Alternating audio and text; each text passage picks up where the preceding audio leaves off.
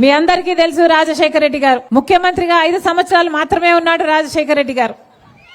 కానీ 5 సంవత్సరాలలో కోట్ల మంది ప్రజల గుండెల్లో స్థానం సంపాదించుకున్న నాయకుడు రాజశేఖర రెడ్డి గారు. ఉచిత విద్యుత్తో మొదలు పెట్టాడు మహానుభావుడు. ఆ తర్వాత రైతులకు రుణమాఫీ అయితేనేమి, పేదవాళ్లకు జబ్బులు వస్తే ఆరోగ్యశ్రీ అయితేనేమి, పేద బిడ్డలు చదువుకోవడానికి ఉచితంగానే ఫీజు రీయింబర్స్మెంట్ అయితేనేమి, 108 అయితేనేమి, పేద ప్రజలకు లక్షల మందికి ఇందిరమ్మ ఇల్లు అయితేనేమి, ఎంతో మందికి లక్షల ఎకరాలు భూ పంపిణీ అయితేనేమి, ఇలా 1 కాదు 2 కాదు ఎన్నో అద్భుతమైన పథకాలను అద్భుతంగా అమలు చేసి చూపాడు రాజశేఖర రెడ్డి గారు. అలాంటి ఒక పథకమే రాజశేఖర రెడ్డి గారు ముఖ్యమంత్రిగా ఉన్నప్పుడు మొదలైన పథకమే ఈ ఉపాధి హామీ పని. మహాత్మా గాంధీ జాతీయ గ్రామీణ ఉపాధి హామీ పని, కరువు పని అని కూడా అంటాం. అప్పట్లో రాజశేఖర రెడ్డి గారు ముఖ్యమంత్రి ఉండగా కాంగ్రెస్ పార్టీ తెచ్చిన ఈ అద్భుతమైన పథకాన్ని మన ఆంధ్ర రాష్ట్రంలోనే అనంతపూర్ జిల్లాలో సోనియా గాంధీ గారు, అప్పటి ప్రధానమంత్రి మన్మోహన్ సింగ్ గారు వచ్చి ఇక్కడే మొదలు పెట్టడం జరిగింది ఈ ఉపాధి హామీ పని. ఆ రోజుల్లో ఎంత అద్భుతంగా జరిగింది అంటే అసలు కొప్పుల రాజన్న గారు ఇక్కడ ఉన్నారు. ఆ రోజుల్లో రాజశేఖర రెడ్డి గారి ఆఫీసర్గా పనిచేసిన కొప్పుల రాజన్న గారు ఎన్నో వివరాలు చెప్పారు. ఇక్కడ ఎందుకో మరి మైక్ ఇస్తే చెప్పలేకపోయారు. కొన్ని విషయాలు నేను చెప్తా. అప్పట్లో రాజశేఖర రెడ్డి గారు ముఖ్యమంత్రిగా ఉన్నప్పుడు ఆఫీసర్గా ఉండి కొప్పుల రాజన్న గారే ఈ ఉపాధి హామీ పనికి విధి విధానాలు అన్ని రూపొందించడం ప్రధాన పాత్ర పోషించిన వారు.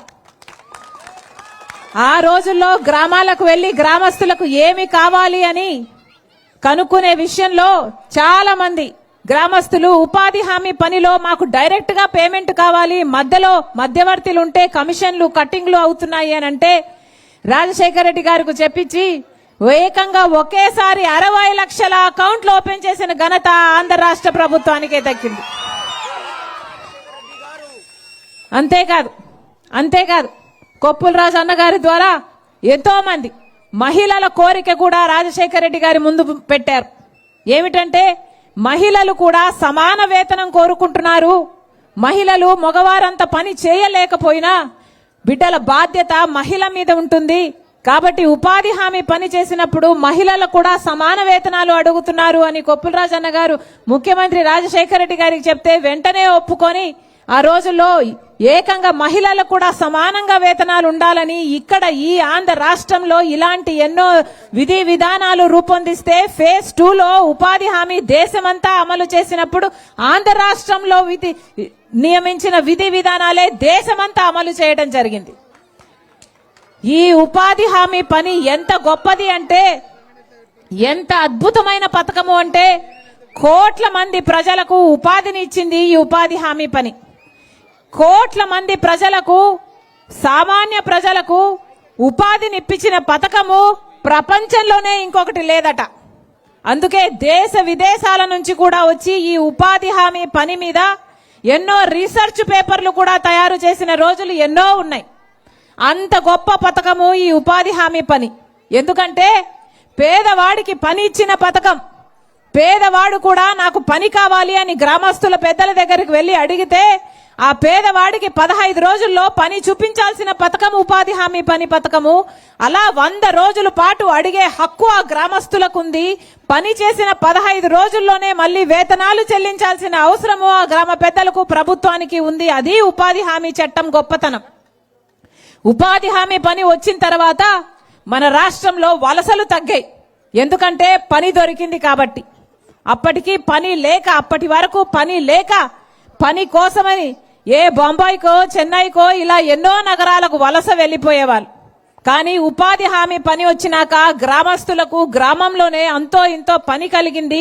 గ్రామస్తులు అంతో ఇంతో పని చేసుకోగలిగి తలెత్తుకొని ఉపాధి హామీ పని వేతనాలు తీసుకొని ఇక్కడే వాళ్ళ కుటుంబాలతో వలసలు వెళ్లే అవసరం లేకుండా ఉపాధి హామీ పని వాళ్ళు ఎంతో మందికి సహాయం చేసింది. అలా ఎన్నో కుటుంబాలను నిలబెట్టింది ఉపాధి హామీ పని. ఇలా 20 సంవత్సరాలు జరిగింది ఉపాధి హామీ పని. ఇప్పుడు బీజేపీ అధికారంలో 11 సంవత్సరాలుగా అధికారంలో ఉంది బీజేపీ పార్టీ. ఇప్పుడు బీజేపీ పార్టీ ఉపాధి హామీ పనిని మొత్తానికే ఎత్తేయాలని చూస్తున్నారు. అందుకే ఉపాధి హామీ పని ఇక ఉండబోదు అని చెప్తూ వాళ్ళు పెట్టిన ఒక కొత్త చట్టమట, విబి గ్రామ్ చట్టం. అంటే ఉపాధి హామీ పని స్థానంలో ఒక కొత్త చట్టాన్ని బీజేపీ ప్రభుత్వం తీసుకొస్తుందన్నమాట. అసలు ఉపాధి హామీ పనికి బీజేపీ పెట్టే ఈ కొత్త పథకానికి నక్కకి నాగలోకానికి ఉన్నంత తేడా ఉంది. మీ అందరూ కూడా అర్థం చేసుకోవాల్సిన విషయం ఇది. ఎందుకో కూడా చెప్తాం. ఉపాధి హామీ పనిలో గ్రామాల అభివృద్ధి జరిగింది. ఉపాధి హామీ పనిలో గ్రామస్తులకు పని కల్పించారు.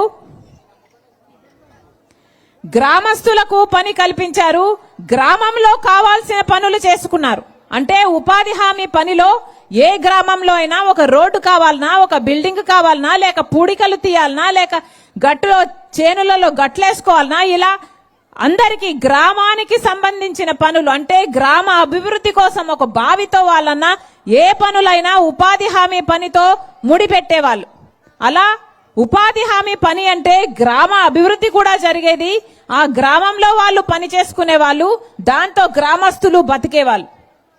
అలా ఉండే పథకము ఇప్పుడు బీజేపీ తెచ్చే కొత్త పథకంలో ఇక గ్రామాలలో పనులు జరగవు, గ్రామ అభివృద్ధి జరగదు. ఏ పనులు చేయాలి ఉపాధి హామీలో అన్నది బీజేపీ పార్టీ, కేంద్రంలో ఉన్న బీజేపీ పార్టీ నిర్ణయిస్తుందట. ఏ రాష్ట్రంలో పని జరగాలి, ఏ జిల్లాలో పని జరగాలి, ఏ గ్రామంలో పని జరగాలి, ఎక్కడ పని జరగాలి, ఎక్కడ పని జరగకూడదు. అంటే వాళ్ళకి ఇష్టం ఉన్న రాష్ట్రాలలో పని ఇచ్చుకోవచ్చు, వాళ్ళకి ఇష్టం లేని రాష్ట్రాలలో పని తీసేయచ్చు. అది కూడా వాళ్ళు నిర్ణయిస్తారట ఏ పని చేసుకోవాలి అని. అంటే గ్రామాలలో పని కాదు. ఎక్కడో పక్కన ఒక ప్రాజెక్టు జరిగితే ఆ ప్రాజెక్టులో ఏదో ఒక రోడ్డు పనో లేక ఇరిగేషన్ పనో జరిగితే అక్కడ ఒక కాంట్రాక్టర్ ఒక పని జరిపిస్తే ఉపాధి హామీ పనిని దాంతో ముడి పెడితే అప్పుడు ఈ గ్రామస్తులందరూ వెళ్లి ఆ కాంట్రాక్టర్ కింద పని చేయాల్సి అన్నమాట. అంటే ఉపాధి హామీ గ్రామాలలో జరిగేది ఇక ముందు అలా జరగదు. ఎక్కడో కాంట్రాక్టర్ కు లేబర్ సప్లై చేసే యంత్రాంగాలుగా గ్రామాలు మిగిలిపోతాయన్నమాట. ఇది ఎక్కడి న్యాయం అని అడుగుతోంది కాంగ్రెస్ పార్టీ. ఇది ఎంత అన్యాయం అని ప్రశ్నిస్తుంది కాంగ్రెస్ పార్టీ. ఇక గ్రామాలలో పనులు ఎలా జరగాలి? గ్రామాలలో కనీసం రోడ్లు ఉన్నాయంటే, బావులు ఉన్నాయంటే ఈరోజు ఉపాధి హామీ పుణ్యమే. కనీసం అది కూడా లేకుండా ఇప్పుడు గ్రామాలలో అసలు అభివృద్ధే లేకుండా పోతే ఇక గ్రామస్తులు ఎలా బతకాలి ఆ గ్రామాలలో? కాంగ్రెస్ పార్టీ సూటిగా అందుకే ప్రశ్నిస్తుంది. అంతేకాదు, ఇది వరకు ఉపాధి హామీ పనిలో కేంద్రమే మొత్తం డబ్బులు ఇచ్చేది. ఉపాధి హామీ పనికయ్యే మొత్తం ఖర్చు కేంద్ర ప్రభుత్వమే పెట్టుకునేది.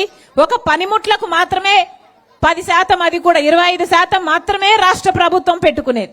కానీ ఇప్పుడు ఈ కొత్త పథకంలో బీజేపీ తెస్తున్న ఈ విబి గ్రామ్ చట్టంలో అసలు ఉపాధి హామీ పనికి 60% మాత్రమే వాళ్ళు ఇస్తారట. మిగతా 40% ఖర్చు రాష్ట్ర ప్రభుత్వాలు పెట్టుకోవాలట. ఇక రాష్ట్ర ప్రభుత్వాలు పెట్టుకునే స్తోమత ఉంటే పెట్టుకుంటారు, స్తోమత లేకపోతే పెట్టుకోరు.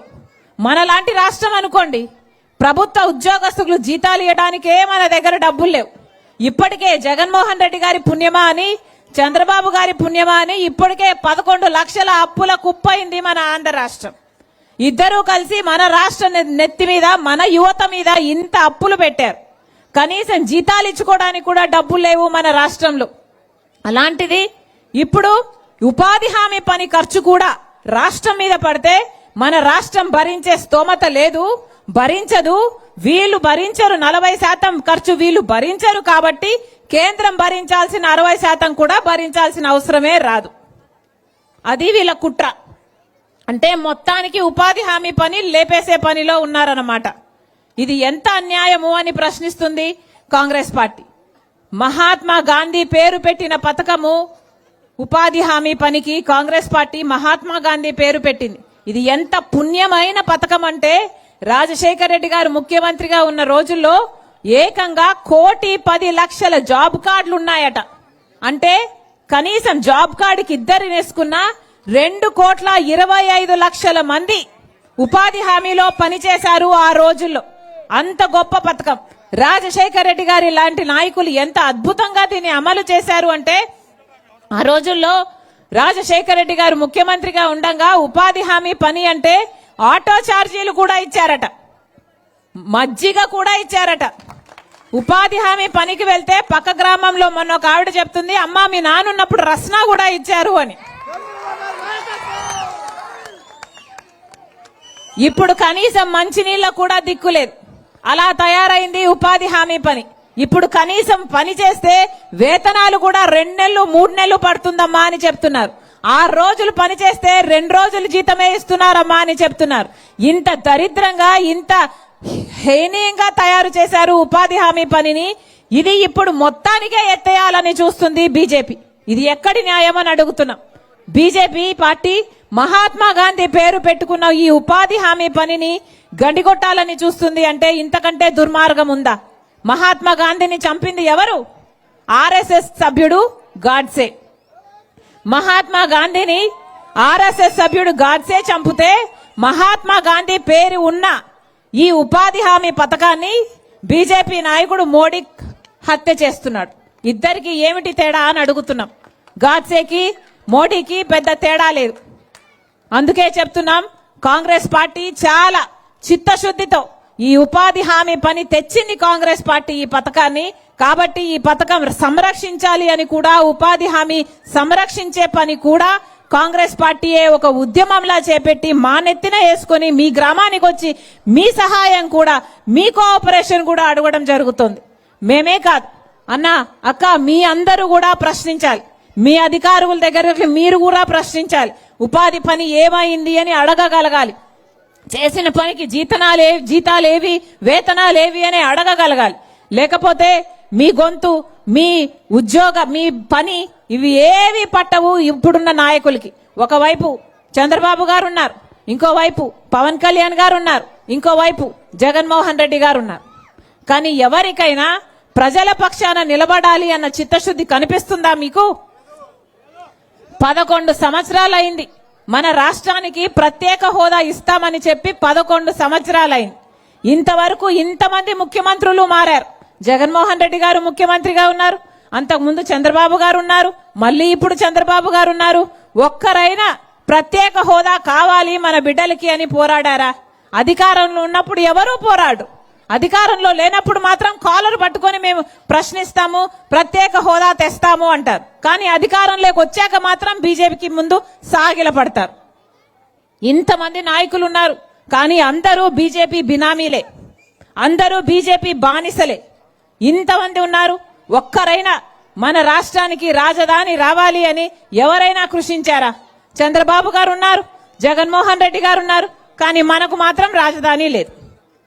పక్కన చెన్నై ఉంది, పక్కన ముంబై ఉంది, అందరికీ అన్ని ఉన్నాయి, మనకు మాత్రం చేతిలో చిప్ ఉంది. మనకెందుకు లేదు రాజధాని? మన బిడ్డలు ఎక్కడికి వెళ్ళాలి ఉద్యోగాల కోసం? ఇప్పటికీ కూడా బీజేపీ పార్టీ రాజధాని కోసము నిధులు ఇవ్వటం లేదు. వాళ్ళు ఇస్తున్నది అప్పులు.